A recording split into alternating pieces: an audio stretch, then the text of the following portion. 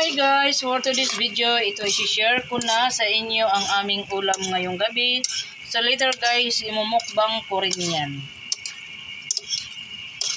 So napakasarap, itsura pa lang guys. Alam niyo naman ako na mahilig talaga ako sa gulay guys, no? Pero hindi ko na pinakita sa inyo kung paano ko linuto. Dahil alam niyo naman guys kung paano lutuin yan guys. So masarap po talaga ako magluto guys pagdating sa gulay, no? Yan, naglaway-laway ang okra, sarap! Pag gulay ang pag-usapan guys, isa talaga yung paborito ko. So ang isasahog natin guys ay ito guys, oh, ayan! Linuto ko na muna yan guys. Salamat pala sa taga-video ko ha.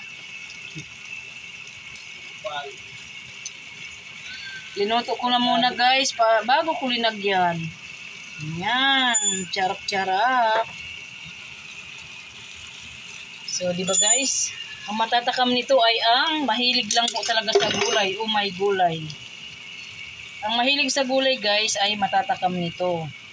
Pero ang hindi kumakain ng gulay ay wala siyang pakialam sa ulam na ito. Pero ako guys, wow! So yummy! Di ba? Agoy, lanlanin ko yan guys. Kung sa Bisaya pa, lanlanin ko yan. Ipaborito yan ng mga anak ko. Pati asawa ko eh, di magpagawan kami yan. Tapos magbahog sa kanin, tapos nakakamay. Diba? Papakin na lang guys. Lanlanin guys. Papakin. So yan, pasensya na kayo sa ating kawali guys. Kaya hindi pa natin kaya bumili ng mga mamahaling kawali. No? Magtyaga-tyaga muna tayo nito. So yun lang guys. So, bukod pa guys, dyan sa itong bagoong na to, ito pa guys, isasahog pa to guys. Yan o. Yan guys o, ilalagay na natin dito guys o. Yan, atin ang iuhulog guys. Oops, magtira og lanlanin si Florinda guys, tama na. O, diba guys? Wow, yummy. So, yun lang guys, ang share ko.